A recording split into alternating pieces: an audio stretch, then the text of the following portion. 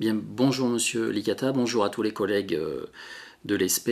Si je fais cet enregistrement, c'est parce que au moment de l'audit, je serai en déplacement au Brésil et donc que je voulais vous transmettre ce message, enfin un message autour de du processus piloter l'école et de l'implication de l'équipe de direction sur ce système de management. Tout d'abord, pour moi, le processus piloter l'école, c'est avant tout d'articuler ce qui se passe à l'intérieur de l'ESP avec ce qui se passe à l'extérieur de l'ESP. C'est une espèce d'interface avec un très grand nombre de partenaires à l'extérieur. On peut citer l'université, puisque l'ESP est une composante de l'université, et on doit absolument répondre aux exigences de cette université en termes de ressources humaines, d'offres de formation. Après, on a aussi notre interlocuteur qui est le ministère de l'Enseignement supérieur, qui a une politique qui définit les enseignants, enfin la formation des enseignants, et auquel aussi on doit répondre à ces exigences. On a aussi le ministère de l'Éducation nationale qui, alors avant dans l'ancien gouvernement, maintenant est séparé de l'enseignement supérieur et de la recherche, donc qui lui aussi a des exigences par rapport à la formation des enseignants. Et aussi le laboratoire acté, puisqu'en fait, comme nous sommes universitaires, nous devons adosser l'ensemble de nos formations à la recherche, et pour ça on a un laboratoire qui est un laboratoire en sciences de l'éducation. Sinon, on ne répondrait pas aux critères universitaires de la formation des enseignants. Cette petite description montre bien la complexité à laquelle je pourrais rajouter aussi le rectorat, en fait, qui est une émanation du ministère de l'Éducation nationale avec lesquels on travaille très régulièrement, qui ont aussi des demandes en termes de formation continue. Donc voilà, donc c'est un partenariat vers l'extérieur qui est multiple et c'est l'ensemble de ces exigences, de ces demandes qu'il nous faut absolument prendre en compte et se tenir vraiment au courant pour pouvoir au moins répondre aux demandes, si ce n'est même les anticiper. Après, à l'intérieur, voilà, pour moi, le processus piloter l'école consiste à penser l'organisation des différents services, pôle formation, gestion de site, services informatiques, qu'on doit arriver à faire travailler de manière collaborative, en tous les cas avec des liens entre chacun de ces services, parce que c'est à ce niveau-là qu'on va trouver globalement plusieurs types de difficultés, pas tellement à l'intérieur de chacun des services, mais vraiment entre chacun de ces services. Donc pour moi, la démarche qualité, c'est un appui indispensable pour pouvoir justement penser cette organisation collective. Si il n'y avait pas cette manière de mettre en place, de penser ces différentes articulations, voilà, il faudrait en trouver un qui serait à mon avis très très proche de ce qu'on met en place actuellement dans le cadre de cette démarche. Voilà, l'analyse qu'on fait des menaces qui vont peser sur l'ESP, et auquel il faut se préparer. Donc il y en a une qui est majeure, qui est l'évolution de la place du concours, parce que comme on va former des enseignants, ces enseignants-là passent aussi en concours de recrutement d'éducation nationale, et la moindre modification de la place du concours génère des transformations profondes sur l'ensemble de notre offre de formation. Et actuellement, c'est vrai qu'il y a beaucoup de discussions sur ce point-là, et on se prépare justement à ces évolutions. Et un des moyens de s'y préparer, c'est la création d'une licence sciences de l'éducation. Alors, pour être un peu plus précis, si vous voulez, le concours actuellement se fait au niveau Master 1, où au mois de mars, les étudiants passent le concours, la partie d'admissibilité des épreuves écrites, pendant l'année de M1, et à la fin du M2, ils passent les épreuves orales. Actuellement, ce qui est en train de se discuter au niveau de la confédération, la conférence des présidents d'université et aussi au ministère, c'est l'éventuel déplacement de l'admissibilité, non plus pendant le M1, mais aussi au niveau de l'articulation entre la L3 et le Master 1. Et là, ça change totalement. Enfin, si cette éventualité venait à voir le jour, ça aurait comme conséquence une conséquence vraiment importante sur l'ensemble de l'ESP, puisque ne rentreraient en M1, en Master 1, que les étudiants qui seraient admissibles. Et la conséquence de ça, c'est qu'on aurait beaucoup moins d'étudiants. La deuxième analyse que je fais de cette situation, c'est qu'actuellement, on a, en termes de formation, une très grosse pression sur les étudiants qui, pendant le M1, doivent réussir le concours et aussi avoir leur M1, et la deuxième année doivent gérer leur classe et avoir aussi leur M2. Donc on est dans une situation où il y a une pression sur les étudiants, une possibilité d'évolution du concours, de la place de ce concours, et la réponse à cette menace, parce que pour moi c'en est une, si on ne change pas l'organisation de l'ESP, ça deviendrait vraiment une menace, avec une perte d'activité vraiment importante et une formation qui ne serait pas adaptée, c'est la création d'une licence sciences de l'éducation qui permettrait à des étudiants qui sortiraient du bac de commencer à se préparer à un concours qui viendrait à la fin de la L3. Si on ne met pas ça en place au niveau de l'université, ça aussi c'est une menace que j'essaye de faire comprendre à mes collègues de l'université, c'est que les étudiants risquent de partir, ils le font déjà, partir dans d'autres licences de sciences de l'éducation qui existent déjà tout autour de nous. Voilà, donc ça pour moi c'est on va dire le point de centration sur lequel on doit se préparer et anticiper pour pouvoir piloter l'école et être en avance pour ces questions-là. Il y a un autre point aussi qui pour moi est fondamental sur le pilotage de l'école, c'est les questions de ressources humaines. Voilà, avec des enquêtes qu'on a pu mener au sein du réseau des SP, notre SP à Clermont ici a un potentiel d'enseignants-chercheurs qui est inférieur à la moyenne du taux d'enseignants-chercheurs dans l'ensemble des SP. Pour vous donner des chiffres, on est à 26% d'enseignants-chercheurs ici à l'ESP, alors que la moyenne au niveau de réseau national, c'est une moyenne de 32%. Et donc ça veut dire qu'il faudrait qu'on recrute sur les prochaines années, chaque année, un professeur d'université et un maître de conférence pour pouvoir au moins rejoindre le taux moyen des SP. Si pour moi il y a une menace, c'est qu'on a comme exigence de la part de l'université et de l'enseignement supérieur de créer des formations dans lesquelles interviennent, des formations qui soient adossées à la recherche. Et il est clair que si l'encadrement en termes d'enseignants-chercheurs est insuffisant, c'est une contrainte à laquelle on ne pourrait pas correctement répondre. Voilà. Donc après, sur ces échanges avec l'extérieur, donc avec les parties intéressées, il y a différents moyens de contractualiser ces échanges-là. Et donc ça c'est un gros travail pour le pilotage de l'école, puisqu'il faut répondre de manière claire et précise à travers ces moyens de contractualiser aux exigences des partenaires qui sont, on va dire, à l'entrée du système, qui ont des exigences par rapport à notre école. Un exemple, c'est le dossier d'accréditation. Donc le ministère de l'enseignement supérieur et de l'éducation nationale nous demande de réaliser un dossier d'accréditation. Et c'est à l'issue de ce dossier d'accréditation que l'ESP est habilité à délivrer les diplômes du Master MEF.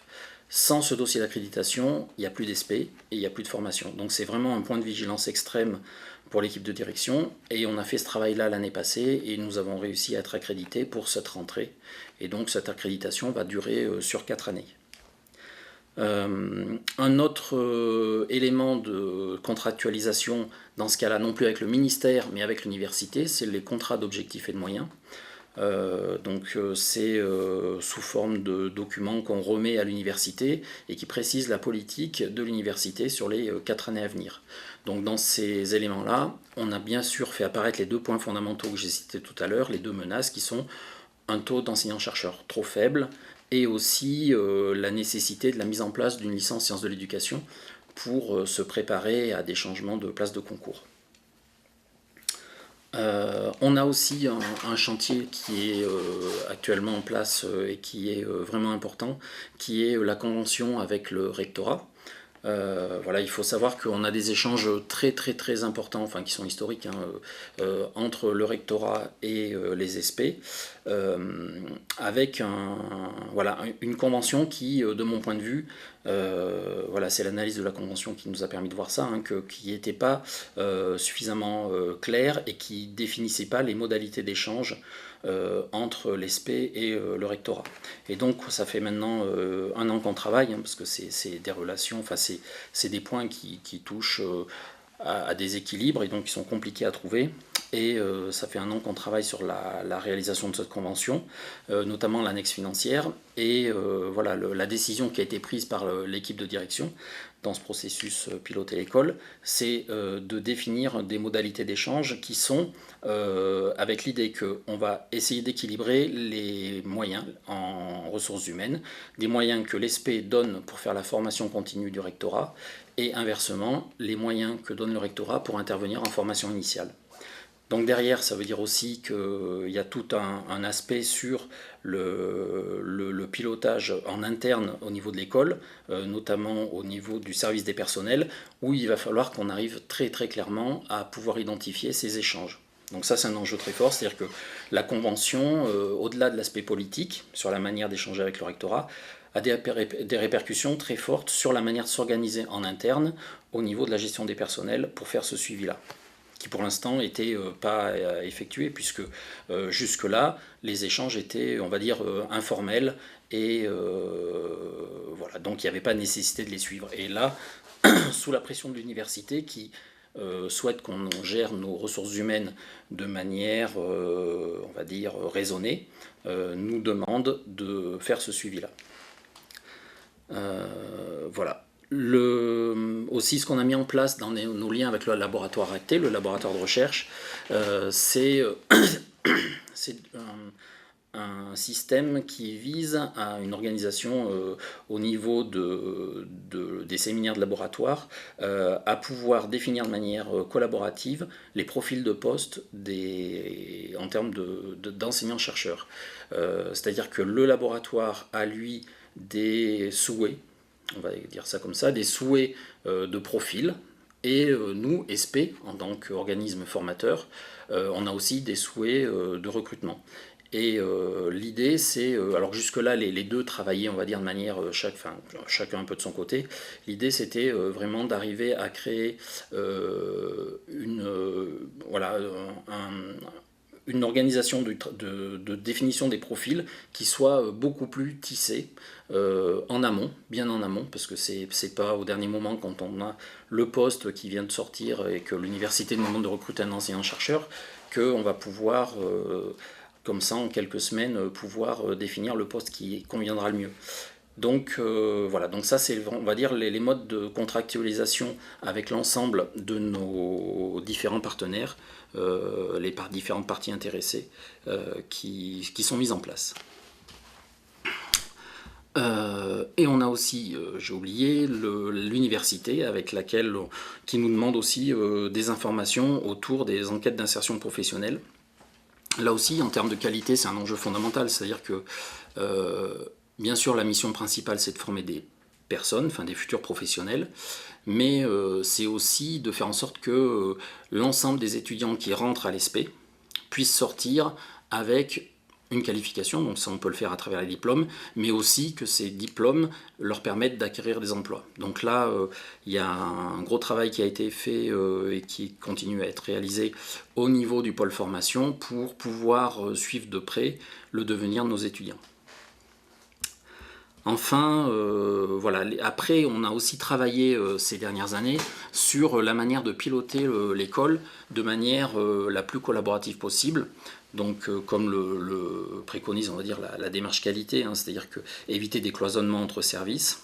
Et donc, au-delà des différentes réunions qu'on a pu mettre en place via le processus de démarche qualité, on est allé plus loin en créant aussi un bureau élargi, c'est-à-dire un endroit où peuvent se retrouver à la fois les personnels responsables de formation, donc les enseignants et enseignants-chercheurs, et aussi les personnels administratifs.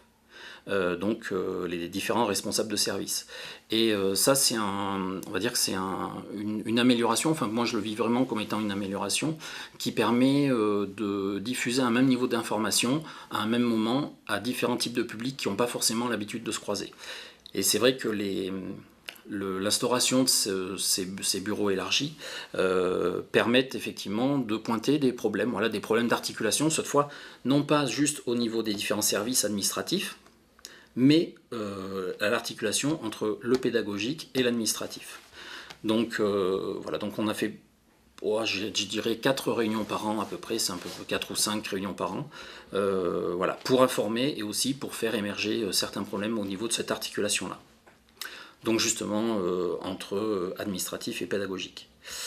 Voilà. Et on a aussi voilà, d'autres organismes, mais d'autres commissions qui, elles, nous sont imposées, on va dire, par le ministère, hein, qui nous dit comment on doit travailler, qui sont le conseil d'école, qui définit, qui arrête la politique de l'ESP, dans laquelle différents partenaires sont réunis, comme le rectorat, les étudiants, les représentants des personnels, voilà. Et puis après, il y a aussi le COSP, le Conseil d'orientation scientifique et pédagogique, qui lui est l'antichambre du conseil d'école.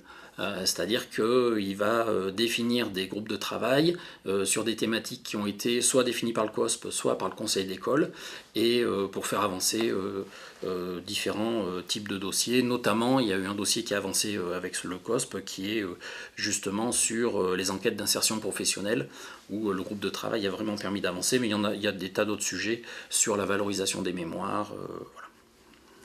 Sur aussi l'arrivée de Canopé, puisque en fait on va avoir bientôt dans nos murs Canopé, qui est en fait une émanation du ministère de l'Éducation nationale et qui a pour vocation de produire des outils à destination des enseignants. Et voilà, et là il y a actuellement une très forte pression au niveau du ministère pour que cet organisme-là se rapproche des SP, puisqu'on a vraiment des parties communes. Donc on a déjà travaillé en amont pour pouvoir accueillir de manière confortable, en tous les cas, de manière efficace Canopé. On a déjà travaillé en amont dans le cadre d'un groupe du COSP pour pouvoir définir les liens d'intersection entre les missions de Canopé et les missions de l'ESP. Donc l'idée c'était que c'est pas seulement de s'occuper de savoir où est-ce qu'ils vont aller, quel bureau ils vont occuper, mais bien de définir ensemble une politique et des éléments de politique commune sur lesquels on peut travailler pour gagner à la fois côté SP en termes de qualité de formation et côté Canopé pour pouvoir valoriser les différents outils qu'ils ont pu développer. Voilà. Après, pour moi, la question de la démarche qualité, je la vois comme étant, je vais dire, c'est des questions de bon sens. C'est vraiment ce que je pense, c'est-à-dire que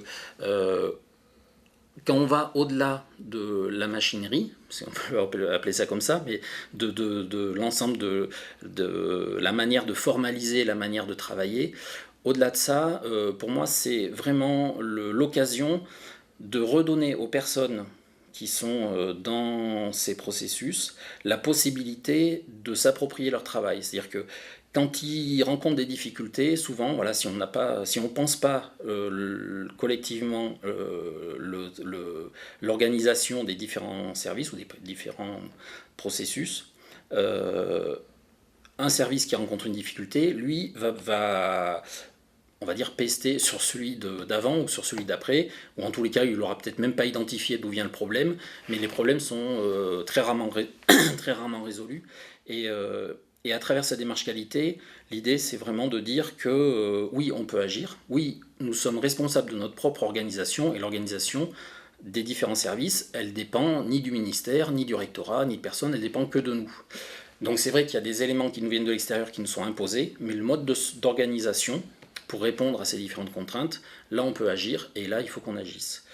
Voilà, donc par exemple aussi l'intérêt que je trouve vraiment dans cette démarche qualité, c'est la gestion des anomalies, puisque au lieu que ça se passe dans les couloirs, que les gens se rencontrent, on arrive avec cette démarche-là à formaliser des difficultés et à les traiter comme étant une chose naturelle, c'est-à-dire que ce qui serait pas naturel, c'est qu'il n'y ait pas de problème. Voilà. Donc il y a toujours des problèmes et il faut trouver une manière de les poser de manière très calme et de la poser sur la table et de réunir les différents processus qui sont impliqués dans cette anomalie pour pouvoir la résoudre. Donc ça, c'est vraiment une démarche qui est intéressante pour pouvoir justement se réapproprier l'organisation des différents services et des différents processus.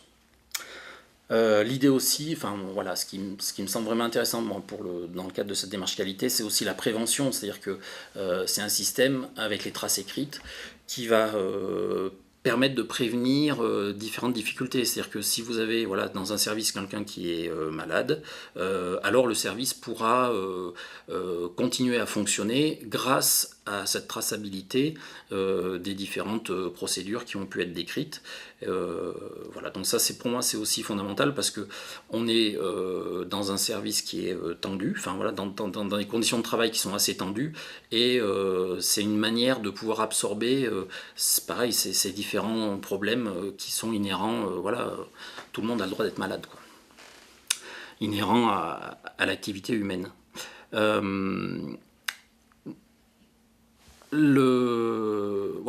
Et la dernière chose qui me permet de dire que la direction porte vraiment cette démarche qualité, c'est l'idée de rationalité.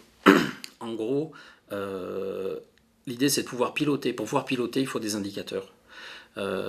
C'est pas sérieux de piloter une école, surtout aussi complexe que celle-là, juste sur des bruits de couloir, des remontées d'informations, etc. Et il faut vraiment qu'on se structure pour pouvoir faire remonter des données fiables, et qui ne sont pas juste sur un ou deux échantillons qu'on a croisés dans le couloir, mais vraiment de manière organisée, pour pouvoir ensuite, dans un deuxième temps, prendre les décisions qui vont permettre de faire un pilotage efficace de l'école. Donc ça, c'est vraiment un point qui pour moi est fondamental, quand on est rationnel comme je le suis, et pas instinctif ou réagir parce qu'il y a quelqu'un qui est passé dans le bureau pour me parler d'un problème. Et donc ça, c'est vraiment un point que je trouve indispensable pour un pilotage rationnel de l'école. Voilà, et donc c'est un autre point aussi qui est important, c'est-à-dire que on a quand même parfois des résistances de collègues sur cette démarche qualité, ou des interrogations en tous les cas, et donc là c'est là que rentre le travail de communication, et il faut bien arriver à faire comprendre à tous les collègues impliqués dans ce travail-là que effectivement il y a des points sur lesquels on n'a pas de marge de manœuvre. Voilà, quand l'université nous dit il faut remonter à telle date, quand le ministère de l'Éducation nationale déplace le concours, quand le ministère de l'Enseignement supérieur nous dit il faut que votre cahier des charges de formation réponde à telle et telle contrainte, on n'a aucune marge de manœuvre. Mais il faut aussi arriver à faire comprendre aux collègues que l'espace qui nous reste d'organisation, celui-là, il faut absolument qu'on s'en empare. Et la démarche qualité, de mon point de vue, autorise les personnels à s'approprier cet espace qui nous reste de liberté pour pouvoir s'organiser. Donc, parce qu'en fait, les remarques qui remontent sont du type, mais de toute façon, on peut bien faire ce qu'on veut, vu que c'est pas nous qui définissons l'ensemble, on n'est pas isolé, on n'est pas, on peut pas tout définir. Dans ce cas-là, on peut rien définir. Il y a un discours, qui est un peu globalisant. Voilà. Mais donc ça, c'est un point d'appui pour la communication par rapport à la démarche qualité, qu'il faut qu'on utilise pour emmener l'ensemble des services, parce que on voit très bien quand on analyse l'ensemble des processus que s'il y en a un seul qui est en dehors de la démarche qualité, alors ça fragilise l'ensemble, voire même c'est pas cohérent. Donc la difficulté, ou notre objectif, c'est vraiment d'amener l'ensemble des différents processus à s'impliquer dans la démarche qualité. Et c'est pour ça que l'objectif qui a été fixé par la direction, c'était de faire en sorte que au moins chaque processus ait défini un objectif et un indicateur, pour dans un premier temps asseoir et montrer la place qu'occupe la direction dans la mise en place de cette démarche qualité et notre implication dans ce processus-là. Voilà, donc après j'ai rédigé la lettre voilà, sur la politique qualité qui reprend les points que je viens de vous aborder et notamment qui fait un bilan. C'est-à-dire qu'en fait là on arrive à la fin de la 2e année de la certification et il me semble que c'était l'occasion, j'ai trouvé, de faire un point sur ce que ça pouvait apporter à l'ESP et aussi sur voilà, les points d'amélioration qu'on pouvait évoquer. Donc dans les points positifs, j'ai mis donner la possibilité au personnel de se réapproprier leur métier, de retrouver la maîtrise collective de l'organisation, ce que j'ai expliqué tout à l'heure, et de mettre en place des outils efficaces d'évolution. Quand j'ai parlé de rationalité, j'évoquais ce point-là. Et après, il ne faut pas négliger non plus les pistes d'amélioration. Et c'est un système, la démarche qualité, qui est importé, on va dire, du monde du privé. Hein. Et voilà, ici on est dans un service de service public auquel sont vraiment attachés tous les acteurs. Donc ça, il faut vraiment le comprendre. Avec peut-être des a priori, c'est-à-dire qu'en fait quand il y a 2 domaines qui ne se connaissent pas, on a toujours un regard critique sur l'autre domaine. Et donc là où on doit continuer à travailler, c'est pour adapter, on va dire, à la fois le vocabulaire ou la manière de penser qui vient du secteur privé et l'adapter à nos missions de service public. Pour moi, le pas il peut être fait, enfin, je veux dire, il n'y a pas, je veux dire, piloter une entreprise ou piloter une SP, il y a peut-être 90% d'éléments qui se recouvrent. Le reste, c'est juste sur les objets. C'est-à-dire que dans un cas, on peut sortir des pneus, et dans l'autre cas, on va faire sortir des personnes qui ont acquis des compétences et pour qui il va falloir trouver du travail.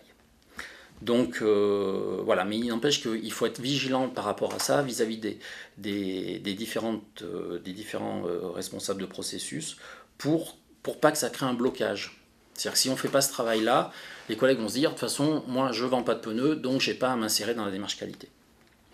L'idée aussi, c'est de faire en sorte de soulager le travail supplémentaire que ça génère. C'est-à-dire qu'il faut être capable, pour arriver à décrire son processus, de prendre du recul, donc il faut arriver à prendre le temps. Comme je vous l'ai dit tout à l'heure, les services sont quand même sous pression, et donc pour eux, c'est vécu comme un travail supplémentaire. Donc l'idée, il y a 2 pistes pour résoudre ce problème. La première, c'est d'essayer d'alléger, on va dire, hein, le travail de formalisation qu'ils ont à faire en termes de remontée d'informations, de procédures pour articuler avec la responsable qualité. Donc ça, c'était la première piste, l'idée d'un allègement des différentes méthodes et de remontée de l'information. Et le deuxième point qui est important par rapport à cet objectif, c'est d'arriver à montrer aux collègues qui sont impliqués dans cette démarche qu'il y a un gain à court terme ou à moyen terme. C'est-à-dire que quand on a des systèmes qui nous permettent de penser et de poser sur la table les différents problèmes qui sont rencontrés et qu'on se réorganise pour limiter l'apparition des problèmes, alors on va aussi gagner du temps. Mais ça, c'est vrai que comme c'est un gain à moyen terme ou court terme, c'est vrai que sur le moment, les collègues ne le voient pas. Donc là, il y a un vrai travail de communication. Et voilà. Et aussi, il y a donc ce travail de communication qui doit être fait parce qu'on va dire qu'il y a une adhésion globale. Enfin, voilà, si je regarde en fait la mise en place de cette démarche qualité, pour moi, il y a une adhésion de beaucoup de services qui ont été, on va dire, sur les 2 années qui ont permis à une grande majorité de comprendre l'intérêt qu'il y avait à fonctionner comme ça, et d'autres services, enfin d'autres processus pour lesquels il y a encore un regard critique posé sur cette démarche qualité.